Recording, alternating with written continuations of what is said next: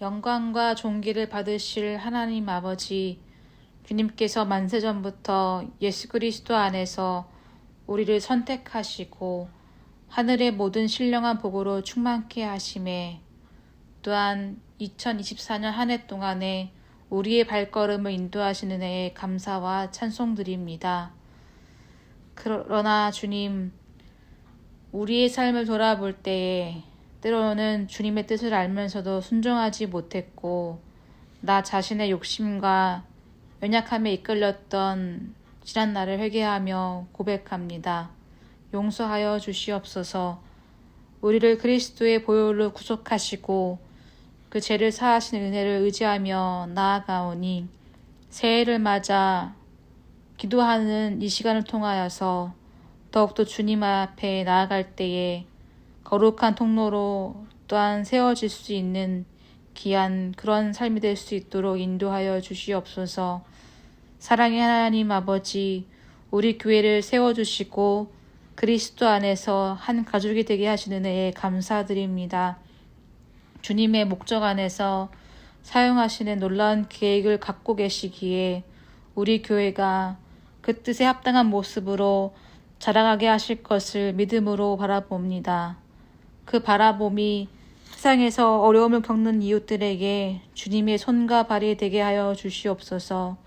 주님이 주신 복을 잊지 않고 감사하며 누군가의 도움이 필요로 할 때에 주님께서 우리 교회를 통해 일하시기를 기뻐하며 그 복을 이웃과 세상에 나누는 복의 통로가 되게 하여 주시옵소서. 성도 한 사람 한 사람의 삶에는 주님의 뜻을 더 잘 분별할 수 있도록 도우시며 주님이 우리를 부르신 이유와 살아가야 할 목적을 깨닫게 하시고 우리의 삶이 주님을 반영하는 거룩한 통로로 세워지게 하여 주시옵소서. 오늘 말씀을 전하신 목사님에게도 영육간의 강건함을 허락하시고 은혜 충만케 하여 주셔서 오늘 말씀을 통하여서 새해를 살아가는 저희들에게 귀한 주님의 말씀이 들려지며 또한 믿음을 더하여지는 귀한 시간이 될 수 있도록 인도하여 주시옵소서. 이 모든 간구 예수님의 이름으로 기도드립니다. 아멘. 신년 특별 새벽 기도의 마지막 날 토요일 우리에게 주시는 하나님의 말씀은 여호수아 6장입니다. 여리고가 무너지는 바로 그 장면인데 여러분들이 1절부터 27절까지를 개인적으로 꼼꼼히 읽으시기를 바라겠고요. 제가 읽어드릴 부분은 15절부터 21절까지 말씀입니다. 일곱째 날 새벽에 그들이 일찍 일어나서 전과 같은 방법으로 그 성을 7번 도니 그 성을 7번 돌기는 그날뿐이었더라. 7번째 제사장들이 나팔을 불 때에 여호수아가 백성들에게 이르되 외치라. 여호와께서 너희에게 이 성을 주셨느니라. 이 성과 그 가운데 있는 모든 것은 여호와께 온전히 바치되 기생나합과 그 집에 동거하는 자는 모두 살려주라. 이는 우리가 보낸 사자들을 그가 숨겨 주었음이니라. 너희는 온전히 바치고 그 바친 것 중에서 어떤 것이든지 취하여 너희가 이스라엘 진영으로 바치는 것이 되게 하여 고통을 당하게 되지 아니하도록 오직 너희는 그 바친 물건에 손대지 말라. 은금과 동천 기구들은 다 여호와께 구별된 것이니 그것을 여호와의 곳간에 드릴지니라 하니라. 이에 백성은 외치고 제사장들은 나팔을 불며 백성이 나팔 소리를 들을 때에 크게 소리질러 외치니 성벽이 무너져 내린지라. 백성이 각기 앞으로 나아가 그 성에 들어가서 그 성을 점령하고 그 성 안에 있는 모든 것을 온전히 바치되 남녀노소와 소와 양과 나귀를 칼날로 멸하니라. 아멘. 지난밤에도 주 안에서 평안히 잘 주무셨습니까? 신년 특별 새벽 기도의 오늘이 마지막 날입니다. 한 주 동안 말씀과 그리고 기도로 함께 할 수 있어서 참 행복했습니다. 2025년 한 해 동안도 저희 신년 특별 새벽 기도는 끝나지만 하나님의 말씀을 대하고 그 말씀 속에서 기도하는 시간을 게을리하지 않는 그런 여러분들이 되시기를 바랍니다. 오늘 저희들이 함께 교훈받을 하나님의 말씀은 여호수아 6장입니다. 우리가 잘 아는 여리고성이 함락되는 그 장면입니다. 하나님께서 그 여리고성을 점령하는 방법을 일러주시죠. 그리고 여호수아는 그 하나님의 명령대로 순종하여서, 그리고 그 명령대로 순종하였을 때 그 여리고성이 무너지게 되는 것입니다. 그래서 이스라엘 군대는 하나님 앞에서 하나님이 명령하신 대로 여리고성을 하나님 앞에 온전히 바치고, 그리고 정탐꾼을 숨겨주었던 라합을 구원해내는 그런 내용들이 이제 6장 전장의 내용입니다. 제법 긴 내용이기 때문에 여러분들이 꼼꼼히 다시 한번 읽으시기 바랍니다. 이 본문을 조금 나눠서 생각해 보면 1절부터 5절까지는 하나님이 여호수아에게 여리고성 점령 방법을 말씀해 주시죠. 참 이상한 방법을 말씀해 주시죠. 근데 주목할 것은 뭐냐면 2절에 보면 내가 여리고와 그 왕과 용사들을 내 손에 넘겨주었다. 지금은 전쟁 시작도 하지 않았는데 하나님께서 이런 선언을 먼저 하고 지금 전쟁을 펼치도록 하는 것입니다. 사실 우리의 영적 전쟁도 사실 이런 것입니다. 요한계시록에 보면 우리가 이미 승리한 전투를 싸우고 있다, 이런 표현들이 이제 여러 곳에 등장하게 되는데 바로 이런 것입니다. 여리고성을 점령하기도 전에 하나님께서는 여호수아에게 이미 이 여리고성은 너에게 넘겨준 땅이다, 이런 것들을 말씀하고 계시는 거죠. 그리고 이 명령을 6절과 7절은 여호수아가 이제 백성들에게 전달하게 되죠. 그리고 8절부터 16절까지가 이제 여리고성을 행진하게 됩니다. 정말 어리석은 방법이죠. 양각 나팔을 쥔 제사장 7 제사장들이 먼저 앞섭니다. 그리고 그 뒤로 언약궤가 따르게 되죠. 그리고 맨 앞에는 무장한 군인들, 그리고 맨 뒤에는 후군, 이렇게 이런 그룹이 지어가지고 매일 여리고성을 한 바퀴씩 도는데 아무 말도 내지 않는 것입니다. 그래서 6일 동안 하루에 가서 한 바퀴 돌고 오고, 또 그 둘째 날 가서 또 하루 한 바퀴 돌고 오고, 이렇게 하다가 7바퀴를 돌 때는 일제히 여호수아가 외치라, 이렇게 했을 때에 제사장들이 나팔을 불며, 그리고 온 백성들이 외치는 이런 그 여리고성 행진이 이제 진행되게 되는 것입니다. 그리고 이제 17절부터 19절까지는 여리고성이 함락되었을 때에 그 성에 있는 것들을 온전히 하나님 앞에 바쳐라, 이런 명령을 내리죠. 그리고 20절 21절에 가면 여리고성이 이 하나님의 말씀대로 순종했을 때에 진짜 무너지는, 함락되는 이 일들이 일어나죠. 그리고 22절부터 25절까지는 라합, 정탐꾼을 숨겨주었던 라합을 위한 특별 조치가 이루어지죠. 여호수아가 그 기생 라합, 그의 아버지의 가족과 그에게 속한 모든 것들을 다 살려주게 되죠. 그러면서 부록과 같이 하나 더 붙는 구절이 있죠. 26절 27절 보면 앞으로 누구든지 이 여리고성을 건축하는 자는 저주를 받을 것이다, 이렇게 명령으로 남겨두죠. 근데 이게 다시 건축되어요, 안 되어요? 나중에 보면 왕들이 타락할 때에 이 여리고성이 건축하게 되죠.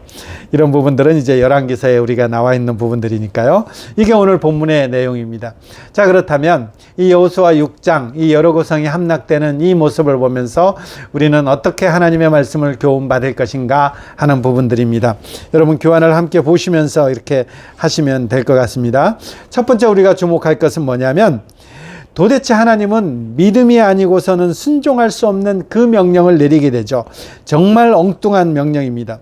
6일 동안 아무 소리도 없이 제사장의 나팔 소리에 맞춰서 성을 돈다가 7째 날이 될 때에 여호수아의 지시에 따라서 크게 소리치면 성이 무너질 것이다.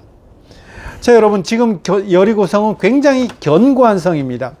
이렇게 성이 이렇게 두 겹으로 쌓여 있고 그 사이에 흙과 돌 이렇게 되어 있기 때문에 이것은 무너지지 않는 성입니다.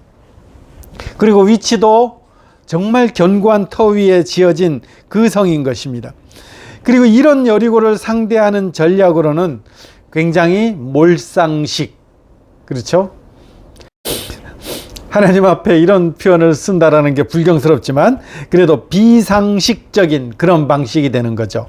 조롱과 비아냥을 자아낼 그런 전략을 쓰는 것입니다. 이것은 전략이라고 할 것 같지도 않죠. 그리고 여러분, 여호수아를 한번 생각해 보십시오. 모세의 뒤를 이어서 그 후임자로 왔는데 이제 요단강을 건너고 이 여리고성을 점령한다면 정말 권위와 지도자로서의 위치가 탄탄할 것입니다. 그렇다면 이 여호수아로서도 정말 치밀하게 전략을 짜고 이 여리고성을 공격하고 싶은 그 마음이 있었을 것입니다.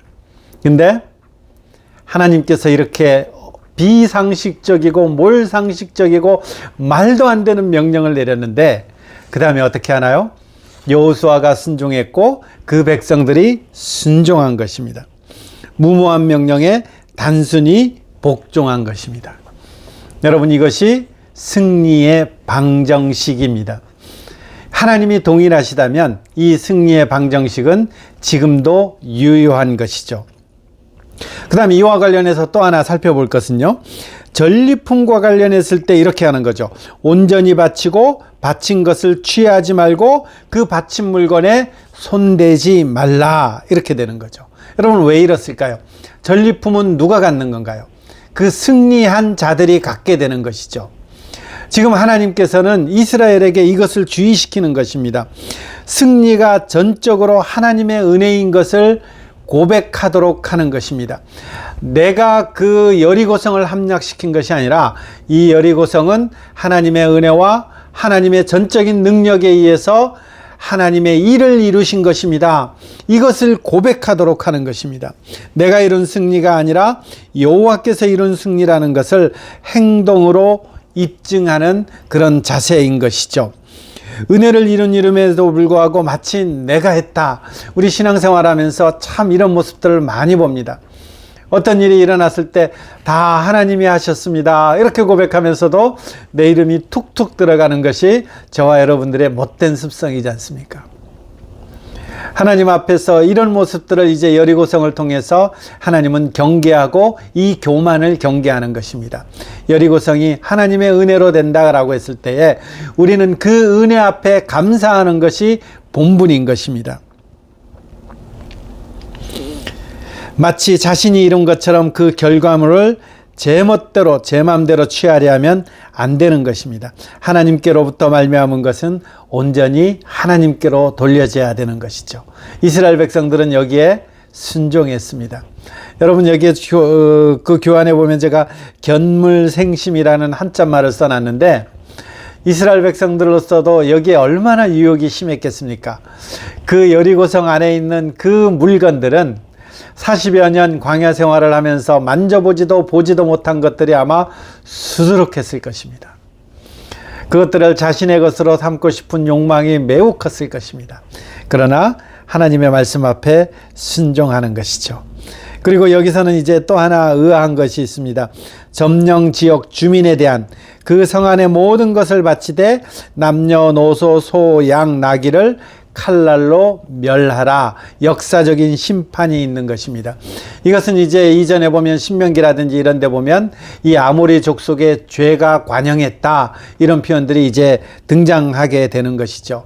그래서 하나님께서는 이 죄에 대한 최후의 심판은 예수 그리스도께서 재림할 때에 심판자께서 하실 일이지만 이 땅 가운데서도 그 죄를 심판하는 역사적인 심판이 간혹 벌어질 때가 있습니다. 물론 우리 시대에 이것을 평가하고 그것을 단정짓는 것은 매우 조심스럽지만 성경의 역사를 통해서는 나타나는 거죠. 대표적인 것이 소돔과 고모라, 그 다음에 노아 홍수 때 이런 것들이 되는 것이죠.